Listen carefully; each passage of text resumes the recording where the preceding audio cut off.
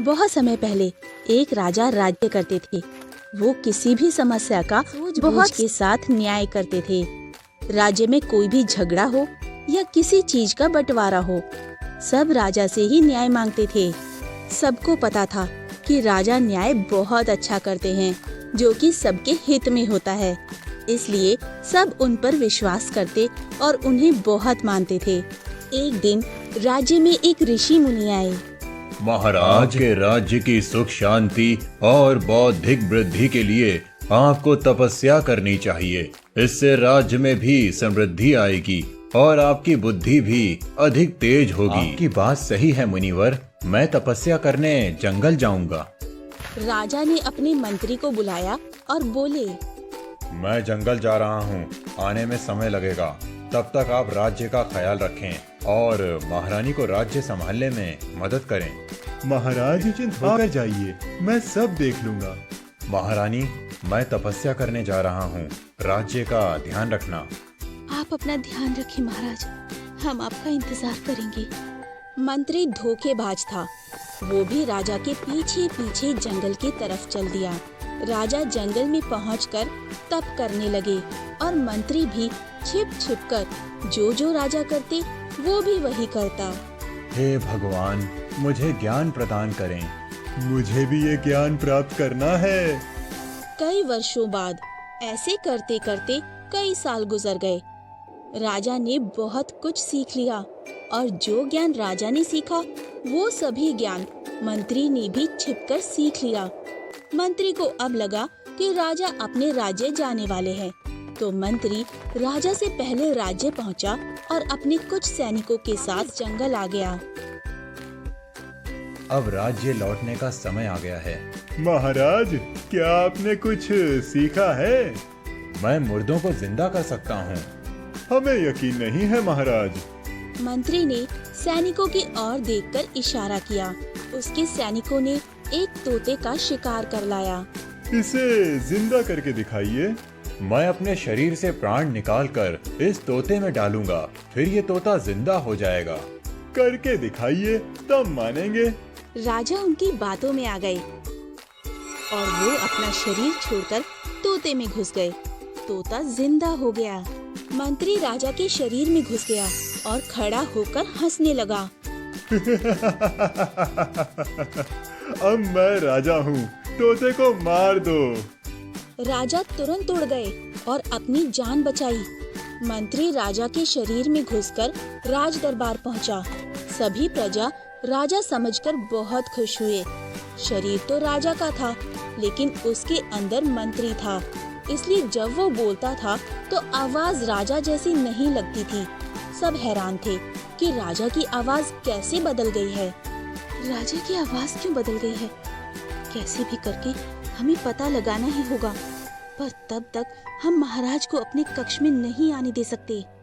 महाराज को संदेश भिजवाया जाए कि हमारा व्रत खुलने तक वो हमारे कक्ष में। दूसरी ओर असली राजा जंगल में भटक रहे थे। वो उड़ते उड़ते एक विशाल पेड़ पर पहुँचे। वहाँ पर पहले से बहुत सारे तोते रहते थे। हम सब इस बुढ़िया के पेड़ पर रहते हैं और ये हमारी गंदगी साफ करती है। क्यों ना हम जब शाम को वापस आएं तो कुछ दाने साथ में लाएं और इस बुढ़िया के लिए नीचे गिरा दें। सभी तोते राजी हो गए और हर शाम को जब सब तोते वापस आते तो कुछ दाने बुढ़िया के लिए भी लाते। इस तरह बुढ़िया भी भरपेट खाना पाने लगी। कुछ दिनों बाद शिकारी आया और उस पेड़ पर जाल लगा दिया। सभी तोते बच गए, लेकिन राजा जाल में फंस गए। शिकारी ने राजा को पकड़कर पिंजरे में डाल दिया और पिंजरा लेकर अपने घर की तरफ चल दिया। रास्ते में एक पान की दुकान थी। अब तू मेरे पास रह। शिकारी पान खाने के लिए पान की दुकान पर चला गया। ये तोता अद्भुत है। पान वाले ने शिकारी से तोता खरीद लिया।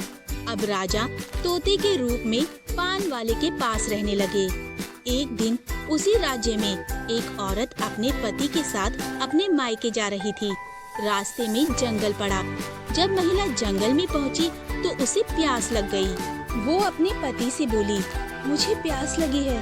पति पानी लाने के लिए पास में बह रही नदी की तरफ चल दिया। लेकिन जब पति वापस आया तो साथ में एक और आदमी आया जो बिल्कुल उसके पति जैसा ही था। वो एक भूत था जो उसके पति के रूप में था। जब दोनों महिला के पास पहुँचे तो महिला समझ नहीं पा रही थी कि उसका असली पति कौन है।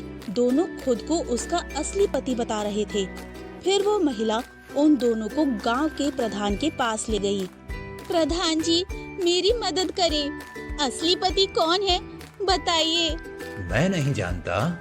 ये बात चारों तरफ फैल गई। दो आदमी इसी बात की चर्चा पान वाले की दुकान पर कर रहे थे। राजा पिंजड़े में था। राजा ने सब कुछ सुन लिया और पान वाले से बोले, जाओ, महिला और उन दोनों आदमियों को बुलाकर लाओ। मैं बता दूंगा उसमें से उस महिला का असली पति कौन है। पान वाला सबको बुला लाया। तुम दोनों खुद को इस महिला का असली पति बता रहे हो, लेकिन असली पति वही है जो इस बोतल में पहले घुस पाएगा। देखो, मैं असली हूँ। अब ढक्कन बंद कर दो। महिला के असली पति ने ढक्कन बंद कर दिया। वहाँ पर जितने लोग थे सब बहुत खुश हुए और उस महिला के असली पति ने पान वाले को खूब सारा इनाम दिया। अब कहीं झगड़ा होता या कोई बंटवारा होता, सब उस तोते के पास आते, अपना न्याय पाते और पान वाले को खूब इनाम देते। धीरे धीरे ये बात रानी तक पहुँची। रानी को तुरंत राजा की याद आ गई। राजा भी किसी भी समस्या का हल ऐसे ही विवेक और बुद्धि से किया करते थे। फिर रानी एक दिन तोते से मिलने पहुंची। जब तोते ने रानी को देखा तो रोने लगा। अपनी पूरी कहानी रानी को बताई। रानी भी रोने लगी। मंत्री ने मुझे धोखा दिया। मंत्री आपके शरीर में है, उसको कैसे निकाला जाए? मैं आपको जैसा कहता हूँ आप वैसा ही करें। फिर रानी तोते को लेकर महल चली आई और तोते को छुपा दिया और तोते ने जैसा कहा था करने की तैयारी करने लगी। दासी, जाओ, राजा को बता देना कि आज मेरा व्रत खत्म हो गया है। वो मेरे कक्ष में आ सकते हैं। अब महाराज, महारानी जी ने संदेश भिजवाया है। आप उनके कक्ष में प्रवेश कर सकते हैं। अब प्रधानमंत्री बहुत खुश हुआ। रानी ने आखिर मुझे मान ही लिया। वो तुरंत रानी के पास पहुंचा और रानी से बातें करने लगा। कुछ देर बाद रानी ने कहा, आपने कई वर्षों तक तपस्या की है, मुझे भी कुछ दिखाइए। आपने क्या सीखा है? मैं मुर्दों को जिंदा कर सकता हूँ। ऐसा कैसे हो सकता है? मैं कैसे यकीन कर लूं? कोई मुर्दा जीव लाओ, मैं तुम्हें जिंदा करके दिखाऊं। मैंने सुना है धोबी का गधा मर गया है। मैं उसका मुर्दा शरीर मंगा देती हूँ। आप जिंदा करके दिखा दो, फिर मुझे यकीन हो जाएगा। ठीक है, मंगा लो।